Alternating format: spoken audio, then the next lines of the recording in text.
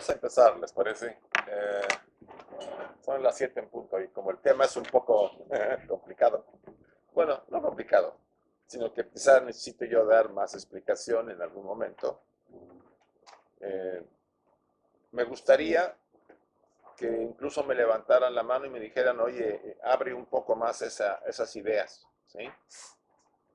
Como estamos suscritos a hora y media, a veces hay una parte de la temática, y ya me ha pasado, creo que en los 12 trabajos de Hércules, que quizás alguno de los trabajos los debía haber ampliado más. El tema está en que no llego a terminarlos si yo empiezo a hablar de uno solo.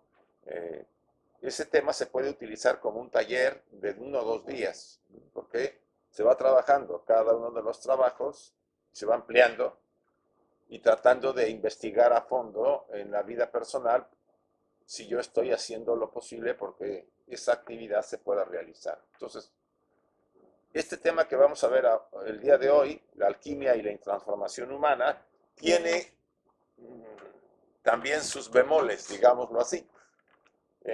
Requiere, eh, bueno, para empezar, ¿cuántos de ustedes han leído o saben sobre alquimia? Uy. Leer es una cosa, saber ya es otra pregunta. Bueno, leer, por lo menos. Saber no sé nada, leer he leído algo. Sí, realmente nosotros tenemos una gran herencia de los alquimistas. La química tiene que ver mucho con el trabajo que ellos hicieron en la Edad Media. Y hay mucha literatura. Lo problemático de la literatura alquimista es que todo está en clave.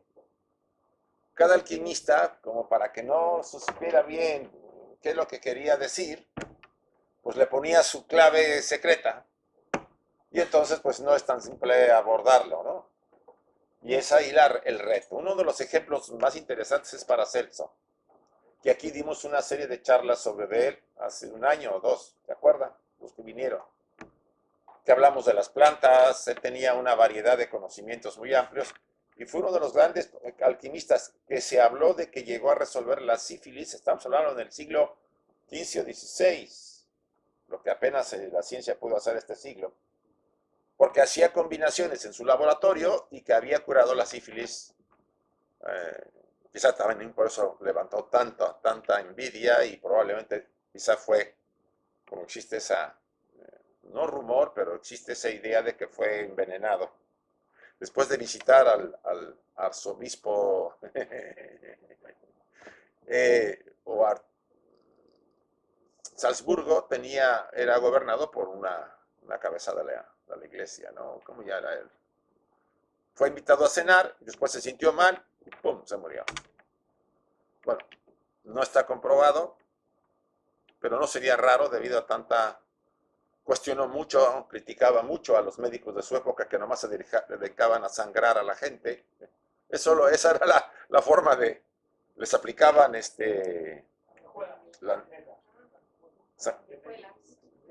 sí, sanguijuelas, sangrías, ese era el método. Bueno, no todos, pero la mayoría. Y eso pues no cura todo, o por lo menos ayudaría en algunas cosas, pero no en todas. Y él los trataba de charlatanes, o sea, imagínense pues los enemigos que se juntó en toda su vida. Bien. Sobre Paracelso hay una obra de Virginia Jaffe que trae el resumen de algunas de sus principales obras. Se las recomiendo, ¿sí? Está editada por Ciruela. Y es Virginia Jaffe, una de las grandes discípulas del doctor Jung. Porque Jung escribió un libro que se llama Paracélsica y estudia el enfoque de Paracelso desde el punto de vista de la psicología. O sea, hay material. La Madame Blavatsky habla mucho de Paracelso, bueno, sí, digamos mucho, lo trata en Isis sin velo y también lo menciona en la Doctrina Secreta, como uno de los grandes ocultistas de la Edad Media. Entonces, hay mucho. Ahora, apartar de esto, hay montones de libros, bueno, montones, libros de diferentes autores, por ejemplo, Lull, Giacomo Boehme, que tienen unas imágenes bellísimas, O sea, hay mucho material.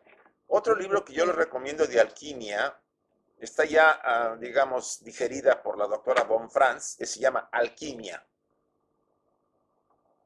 Editorial.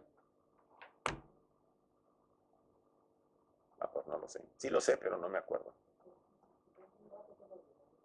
Von Franz.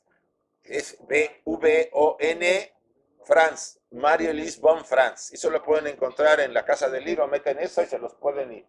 Bastante bueno. Alquimia. Es un libro de color rojo, la tapa. Conocía muchísimo, ella era una mujer erudita. Y hay un libro de Jung más pequeño que se llama Psicología y Alquimia, que también está interesante. Y hay otros, pero más complejos. Es más, las imágenes que ustedes tienen en el folleto vienen de una de las obras que Jung trabajó mucho. Y vamos a ver algo de ello. ¿Sí? Tienen la Luciérnaga, perdón. Se las recomiendo. Esta imagen es muy interesante y está en la portada de sus folletos, ¿sí? Si ustedes la analizan, viene en una de las obras del Dr. Jung. Ustedes dirán, bueno, ¿y eso qué? ¿Qué significa?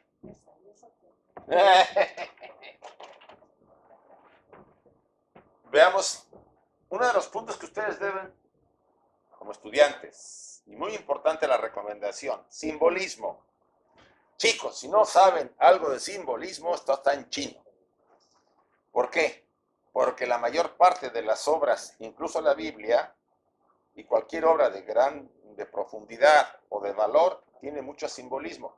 Sus sueños tienen simbolismos, ¿sí? Nuestra vida diaria está llena de señales y también símbolos. Los símbolos son el lenguaje del alma. Es a través de ellos que nosotros entendemos. Hay un diccionario muy bueno.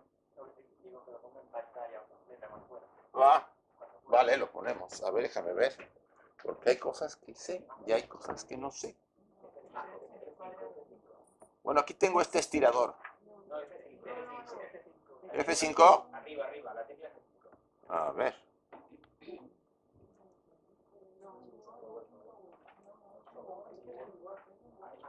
Sí, es Word. Ah, no, sí, si no fuera así yo no había problema. Déjenme ponerle un poquito más.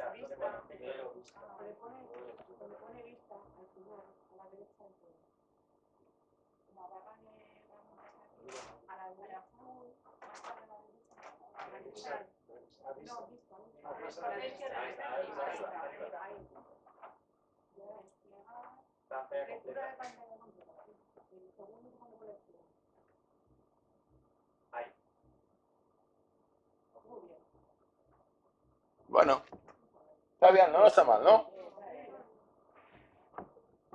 Vamos a ver un poco de esto. Ustedes ven que es un qué.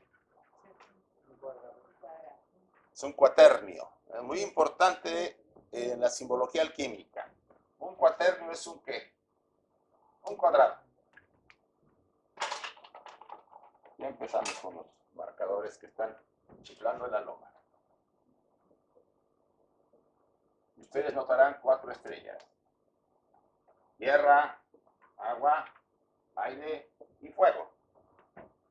¿Qué es esa estructura? El cuaternio, nuestra naturaleza.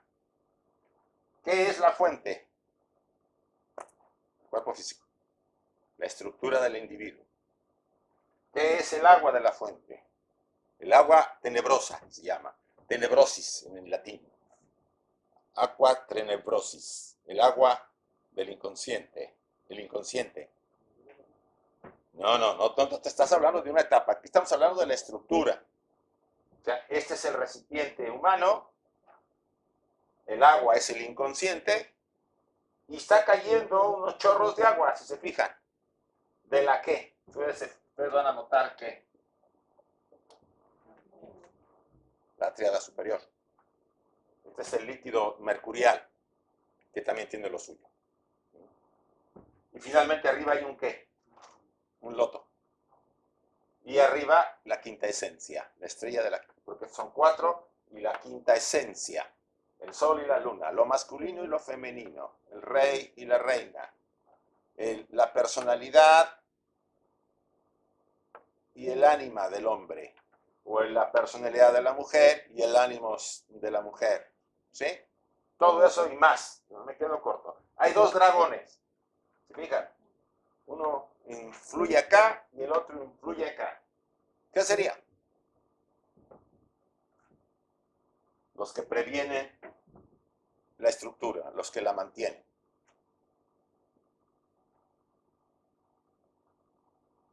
Yo no me puedo detener más, si no, no voy a poder entrarle al libro que yo quiero tratar con ustedes. ¿Sí?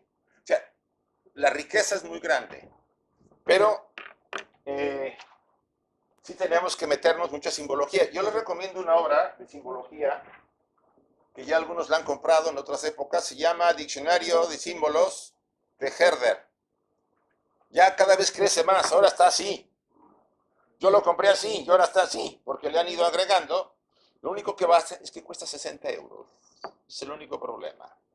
Pero vale la pena. Porque ustedes ven un símbolo y le vienen a describir desde la tradición africana, hindú, asiática. Por ejemplo, el otro día me preguntaban sobre las ranas. Es interesante el tema de las ranas porque a una chica le apareció un sueño y no sabía que era la rana. La rana es interesante. La rana es un animal de dos mundos, ¿no? Del agua y de la tierra, ¿no? Y además pasa de ajolote o de renacuajo a rana. O sea, hay una transformación. Es un animal de transformación. Cuando se sueña con él significa que va a haber una etapa de transformación. En el sueño de esta chica aparecían unos animales, un coyote, un zorro, comiéndose algunas ranas y otras no. ¿Qué querría decir eso? Yo les voy a examinar en simbología a ustedes. Los animales son los instintos, los aspectos de que cada animal representa en la persona, se estaban comiendo su transformación, porque la dominaban los instintos. ¿Sí?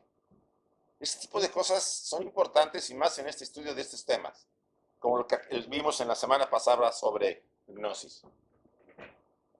Bueno, dejemos esto que era una pequeña, supongo que vuelve a regresarse así, ¿no? No.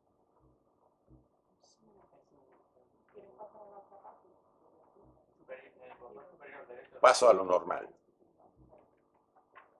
Ahí está. ¿Sí? Bien.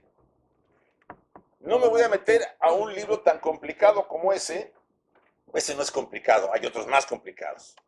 Por cierto, si quieren ver más sobre alquimia, váyanse a internet y busquen en Google, pongan alquimia. Y les van a vaciar ahí las imágenes que no se pueden, bellísimas imágenes. Yo tengo guardadas así a lo canijo como unas 40.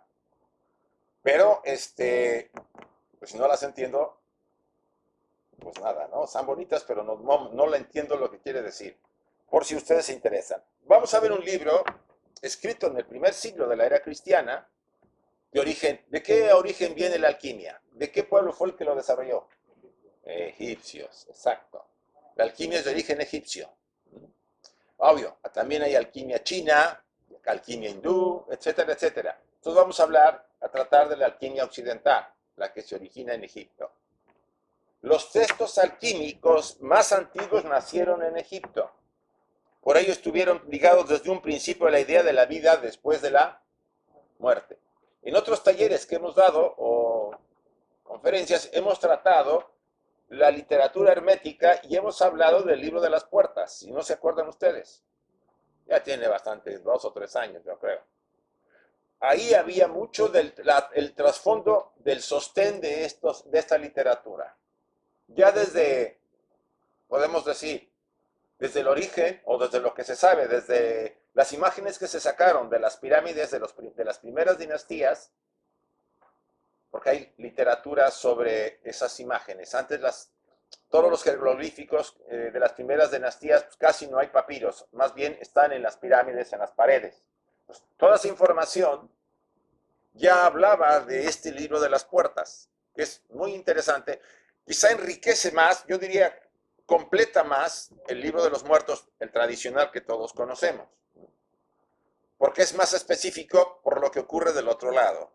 Entonces, el tema de la muerte, el tema de la alquimia está ligada al tema de la vida después de la muerte. Los egipcios veían en el cadáver algo misterioso. ¿Qué es lo que veían? ¿Ustedes y yo vemos algo misterioso en el cadáver? Solamente que es un pariente, si es un pariente. Le damos 3 días de chance, ¿o no? Bueno, ya no, ahora casi un día y ahí se va. O lo hacemos chicharrón o lo enterramos. Bueno, puedes pedir y se queda 3 días, ¿sí? Pero debe estar en tu casa, porque si no, no creo que en el hospital lo... Vale. La idea tiene sus razones, tampoco voy a entrar al detalle. La tradición oculta, ¿por qué pide que por lo menos se deje 3 días para que, teóricamente, para que el alma se separe en el proceso natural que se tiene que tener y no se altere y no haya disturbio de los recuerdos que se están grabando, porque empezamos, acuérdense, a retirarnos y todo se empieza a descomponer y a perder. Algo que guarda la imagen del muerto, algo que desde donde se inicia, después de la disolución y la transformación, el proceso de retorno o resurrección o reencarnación. Es obvio que los egipcios hablaban de la reencarnación, pero del tema que vamos a ver, vamos a hablar de resurrección porque conviene usar esa palabra. Yo espero que no la tomen con el concepto cristiano. La resurrección, desde el punto de vista que vamos a ver, se refiere a la persona, al individuo que ha pasado por una transformación y vuelve regenerado. Uso el término resurrección, porque en el original donde yo estuve informándome, hablan de esa palabra. Ahora, ¿qué es lo que hay misterioso en el cuerpo? ¿Qué asumen ustedes que puede haber de misterioso?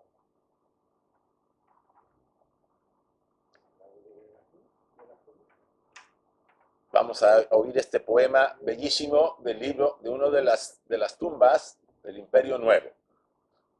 Dice el difunto: yo vivo, yo muero, yo caigo. Los dioses viven siempre. Yo vivo en el grano, yo crezco en el grano, que de los cielos siembran, escondido en Geb, que es la tierra. Atum me ha hecho trigo, cuando me ha enviado hacia la tierra, a la isla de fuego, cuando nació mi nombre Osiris, yo soy la vida. Yo vivo, yo muero, yo caigo. Los dioses viven siempre, y yo vivo en el grano, yo crezco en el grano, que de los cielos siembran, escondido en la tierra. ¿Ok? Recuerden que la analogía al grano de trigo es muy, muy antigua. Y es muy interesante que ustedes y yo analicemos eso. ¿Por qué usaron la analogía del trigo? ¿Cuándo es rico el trigo, la semilla de trigo? ¿Cuándo se enriquece? Cuando cae a la tierra y muere como semilla. Un muerto dice de sí mismo: yo soy Osiris, yo procedo de ti, grano, he entrado en ti, he engordado en ti, he crecido en ti y he caído en ti. Yo soy Osiris. Esto es interesante que lo tengamos que ubicar. Todos somos Osiris, todos somos ¿qué? La esencia divina, que ha entrado en el grano. ¿Qué es el grano? La estructura, el ser. Y fíjense, ¿cómo toma entonces sentido? Yo soy Osiris, yo la esencia divina, procedo de ti, grano. He entrado en ti, he engordado en ti. Eso sí suena medio feo, ¿no? Porque eso de que he engordado no me gusta. Pero bueno, ¿qué hemos engordado en la semilla? ¿Qué nos ha hecho engordar en la semilla? Experiencias, muchachos. Hemos vivido lleno de experiencias durante una larga vida. La semilla se ha enriquecido. Y he crecido dentro de la semilla y ahora tengo que caer. Suena un poco complicado, ¿no? ¿Cómo tengo que caer? ¿Por qué tengo que caer? ¿Por qué tengo que caer a la tierra? Tengo que morir como semilla. Porque si muero como semilla, ¿puedo qué?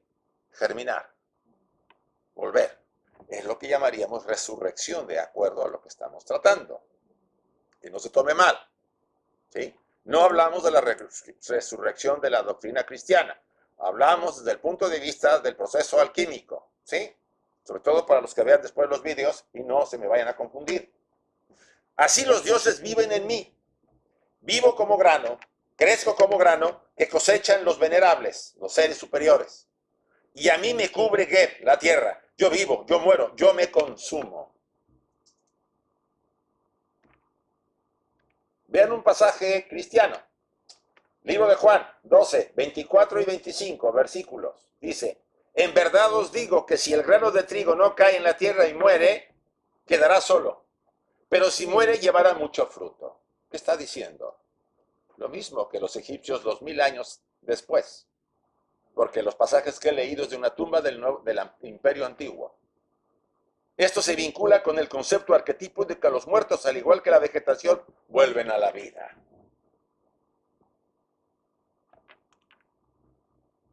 Pero ¿por qué hay algo misterioso en el cuerpo o en la semilla? ¿Qué es lo misterioso? ¿Qué creen ustedes que sea lo misterioso?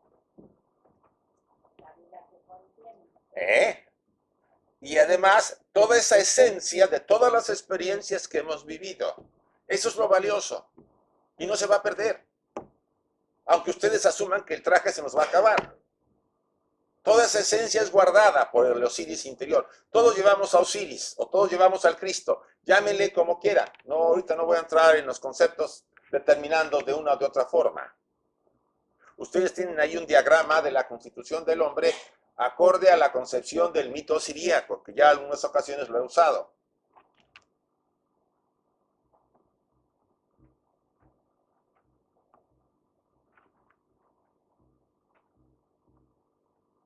Aquí del lado izquierdo, ¿se fijan? ¿Sí? Osiris, la esencia, el agua de vida, el señor de la descomposición. Isis, el alma. Set, la parte oscura de nuestra naturaleza. Horus, la personalidad equilibrada. Y la personalidad personal, o la limitación personal, que le llamamos la personalidad baja. Es la constitución de nosotros acorde a esta tradición. Estoy usando la simbología y me baso mucho en ciertos textos de las pirámides del antiguo imperio. Nosotros llevamos a todos los dioses interiores, esto no es nada nuevo. La moderna psicología neo-jungiana, sobre todo con James Hillman, habla de que los arquetipos están en nosotros. Antes eran los dioses, ahora son los arquetipos. Ellos son responsables del proceso de transformación que estamos llevando a cabo todos. Algunos muy lento, otros muy rápido. Yo te puedo citar un caso de alguien, me abstengo del nombre, no es de aquí, es de México, pero sí puedo citarlo como un ejemplo de algo que es tremendo en un proceso de transformación. Esta persona, muy buena persona si podemos decirlo así, pero con una estructura personal, estructura de persona débil. No diría débil, no suficientemente fuerte, digámoslo. Se casa con una chica, pero él en su relación con la novia, con la esposa y con la madre, pues hay problemas, la madre de él. Y tiende a separarse. La chica un día se va con la hija y se regresa, me parece que se vino a España. Lo deja, sin decirle nada. A los 100 días se muere la madre. Y a los 90 el padre. Y de golpe se queda sin padre, sin madre, sin esposa y sin hija. Con una estructura no suficientemente poderosa, ¿qué le pasa? Ahora, ¿por qué ocurre a ciertas almas eso? ¿Y por qué a otros no? Incluso más fuertes. Porque la semilla está enriquecida y puede soportarlo. No le van a dar más de lo que no pueda. La vida le está pidiendo un cambio y hasta ahora no se ha dignado a hacerlo. Entonces decidió ir a lo fuerte. Es así. Si nosotros no accedemos a esa transformación, la vida utilizará sus recursos, observará cómo somos y se adentrará en nuestra estructura y dirá, puedo utilizar esto para hacer que despierte esta persona de ese estado de indiferencia, de pasividad, etcétera. Sí, y lo lanza. Y la experiencia es, para la personalidad es desastrosa, destructiva. Y no sabe por qué, porque asume la persona que no ha sido tan malo como para que eliminiera eso. Si no entiende todo el bagaje, va a pensar que alguien le está haciendo algo. Ese tipo de experiencias son, ¿qué? Transformadoras, diríamos alquímicas. Y vamos a ver más en detalle por qué cuando analicemos el libro. Entonces, lo que a mí me interesa es que ustedes analicen la simbología que estamos viendo en nuestros pasajes. En verdad os digo que si el grano de trigo no cae en la tierra y muere, quedará solo. Si nosotros no somos capaces de transformarnos porque nos da miedo, morir significa ¿qué? En la simbología significa ¿qué? Cambiar, atreverse a ser diferentes, corregir, crecer, ser verdaderamente seres humanos y no proyectos que nos vamos a quedar la mayoría sin haberlos terminado. Y volveremos a tener que retomar la lección la siguiente oportunidad, porque no nos hemos dignado, dado que teníamos miedo, terror o simplemente flojera, pasividad, indiferencia. Y eso a la vida no le interesa. Él quiere que haya ¿qué? Una transformación cada día. Y recurrirá todo lo que pueda, obvio. Si no tenemos ese bagaje ni la fuerza, pues va a darnos, como ya siempre se los he dicho, una pequeña pedradita. Pero si somos fuertes, pues prepárense, porque les puede llegar por donde menos espere. Como este chico que casi piensa que ahora le toca morirse a él. Está desesperado. Esto se vincula con el concepto arquetípico de que los muertos, al igual que la vegetación, vuelven. Los que se transforman, como la vegetación, vuelven. Pero ¿cómo vuelve el grano que cae a la tierra? Dando frutos, enriqueciéndose y enriqueciendo a los seres que nos alimentamos de él. Un ser especial. Un señor este que está ahí en la India, que estuvo, porque ya se murió. Vicente Ferrer. ¿No fue un grano que engordó a muchos? Su fruto dio mucho ¿qué? Mucho alimento a mucha gente. Hablamos de cientos de miles de personas.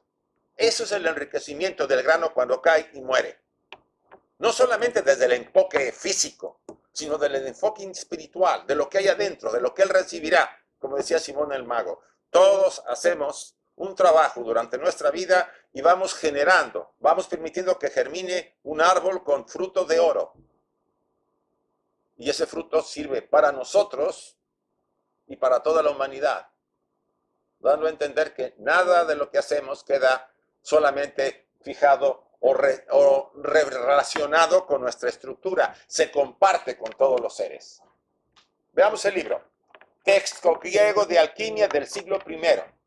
Es una enseñanza de Isis a su hijo Horus. Vamos con calma, después les doy la explicación, ¿sí? Isis fue pretendida en el curso del tiempo por un ángel del primer firmamento que quería unirse con ella. Horus estaba ausente.